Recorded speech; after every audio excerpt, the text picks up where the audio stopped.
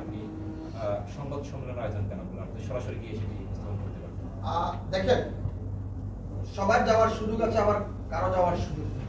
কারণ বাংলাদেশের রাজনীতিটা আসলে এক ধরনের তেলে পরিণত হয়েছে। হয়তো কেউ যেতে পারে, কেউ যেতে পারে।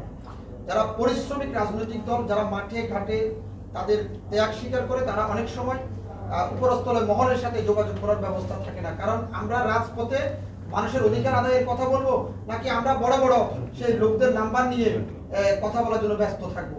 কাজে আমি রাজপথের কাজ রাজপথেই সমাধান করতে চাই, এবং আজকে আপনাদের মাধ্যমে অন্তর্বর্তীকালীন সরকারের, আজকে আপনাদের মাত্র অন্তর্বর্তীকালীন সরকারের কাছে আমি দাবি জানাচ্ছি। কারণ আপনাদের উপর আমি মনে করি না আর কেউ আছে। আপনাদের গণমাধ্যম প্রচার করলে এটি যথেষ্ট।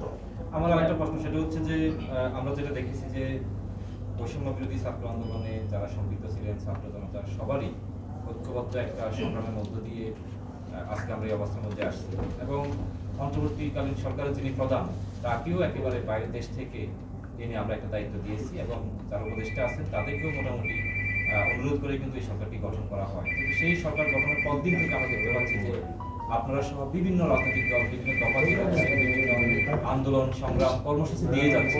তাহলে এই ক্ষেত্রে সরকারের যে কাজ যেটি, তাদের কাজে কি ব্যাঘাত করতেছেন? আপনারা তো গত 17 বছর ধরেও কিন্তু একই আন্দোলন সংগ্রামের কথা বলছিলেন।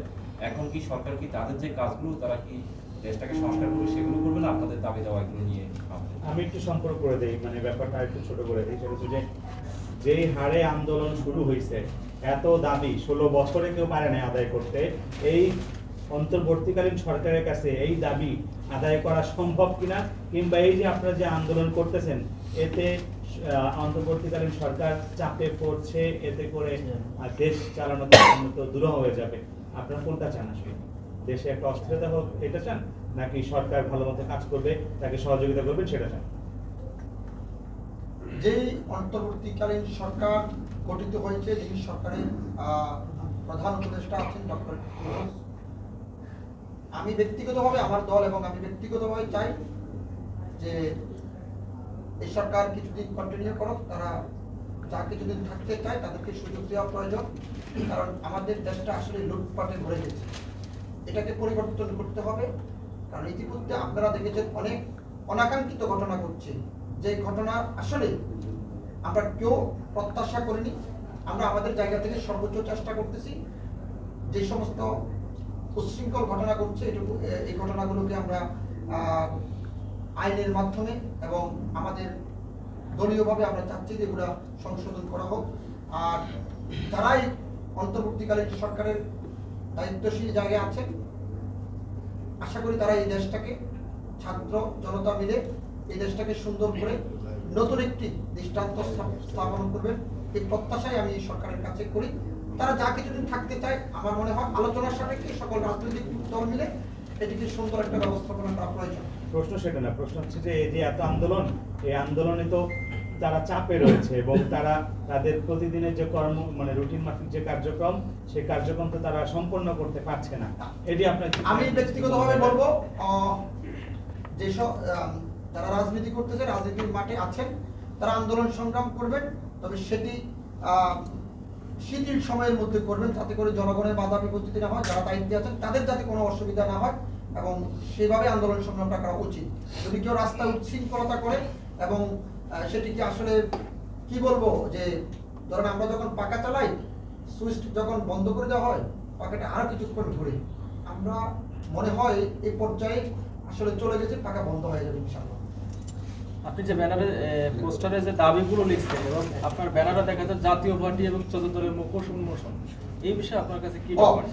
আজকে যেই মূল দাবিটা, সেটা হচ্ছে, আমি আজকে এই সংবাদ সম্মেলনের মাধ্যমে আমি আপনাদেরকে স্পষ্ট করতে চাই, 14 দলের সাথে জোটগতভাবে দীর্ঘদিন জাতীয় পার্টি জড়িত ছিল, এবং এই বেঈমান জাতীয় পার্টিকে বাংলাদেশের রাজনীতি থেকে বিতাড়িত করা হোক।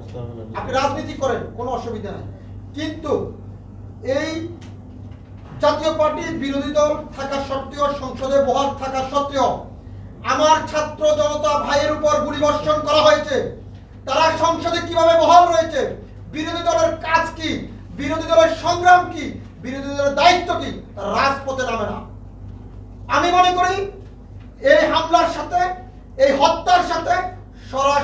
জাতীয় পার্টির জিএম কাদের থেকে শুরু করে তাদের সেই গুন্ডা এমপিরা জড়িত আছে, তাদেরকে অনতিবিলম্বে আইনের আওতা আনা হোক। আরো একটি বিষয় আপনাদেরকে উপস্থাপন করি, এই প্রবাসীদের কিছুদিন আগে দেখছেন আওয়ামী লীগ সরকারের 4 জন সংসদ লরস কামাল, নিজামুদ্দিন হাজারী এবং জাতীয় পার্টির এমপি মাসুদউদ্দিন চৌধুরী সহ আরো একজন এমপি আছেন, তারা 20,000 কোটি টাকার উপরে লুটপাট করেছেন, প্রবাসীদের টাকা দেওয়া হয়নি। তারা পরে সংবাদ সম্মেলন করে এই টাকা ফেরত দেওয়ার কথা বলেছিলেন, কিন্তু ফেরত দেওয়া হয়নি। আমি আগামী 72 ঘন্টার ভিতরে তাদের গ্রেফতার এবং ওই প্রবাসীদের সকল টাকা আমি ফেরত পরিশোধ করার দাবি করছি সরকারের কাছে। এবং এই জাতীয় পার্টিকে রাজনীতি থেকে নিষিদ্ধ করা প্রয়োজন। এদেরকে যেখানে দেখবেন সেখানে বয়কট করতে হবে। আর বাংলাদেশের রাজনীতিতে কোন দলের সাথে তাদেরকে আর যোগ্যতভাবে নেওয়া যাবে না, হালুয়া রুটির ভাগ দেওয়া যাবে না, এদেরকে সংসদে আনা যাবে না। কারণ এটা আওয়ামী লীগের দালাল, এরশাদও ছিল স্বৈরাচার, আর আওয়ামী লীগের ছিল তার চেয়ে বড় স্বৈরাচার। আর ওই স্বৈরাচার সাথে স্বৈরাচার জড়িত হয়ে এতগুলো ছাত্রকে হত্যা করেছে, এতগুলো ছাত্র মা বোনের ইজ্জতের উপর তারা হামলা করেছে। আমি আবারও দাবি জানাচ্ছি জাতীয় পার্টিকে বয়কট করা হোক। আপনারা যে যেখানে আছেন জাতীয় পার্টিকে বয়কট করবেন। আরো একটি বিষয় আপনাদের কাছে আমি পরিষ্কার ভাষায় বলে দিচ্ছি, যে সমস্ত নেতারা তাদের কর্মী রেখে দেশের বাইরে পালিয়ে গিয়েছেন, আমি মনে করব তাদের প্রচার প্রচারণা আপনারা বন্ধ করা হোক। কারণ এরা এখন ভালো শাস্তি এসেছে, এরা এখন সুবিশাপ সাজছে। এরা যদি জানতো আজকে ছাত্র জনতা সরকারকে উৎখাত করব, তাহলে কখনো এরা ওরও রাজপথে নামতো, কিন্তু জানে না। আমরা যারা সংগ্রাম করেছি দীর্ঘদিন, আমরা এক কেন্দ্রিক সংগ্রাম করেছি, জনগণের অধিকার আদায়ের জন্য সংগ্রাম করেছি। ছাত্র জনতা সেই সংগ্রামের বিজয় এনে দিয়েছে আজীবন, এবং যতদিন বাঁচবো ততদিন এই ছাত্র জনতাকে তাদের রক্তের সাথে বেইমানি তো দূরের কথা, আজীবন তাদের পরিবারকে সেলুট করে যাব। তারা সূর্য সন্তানদেরকে জন্ম দিয়েছে এবং আমাদেরকে স্বাধীন বাংলাদেশ। আপনি তো এই যে স্বৈরাচারের শাসন আমলে আপনি নির্বাচন করেছেন ঢাকা 17 আসনে, আসলে তখন আপনি নির্বাচন করতে গেলেন কেন?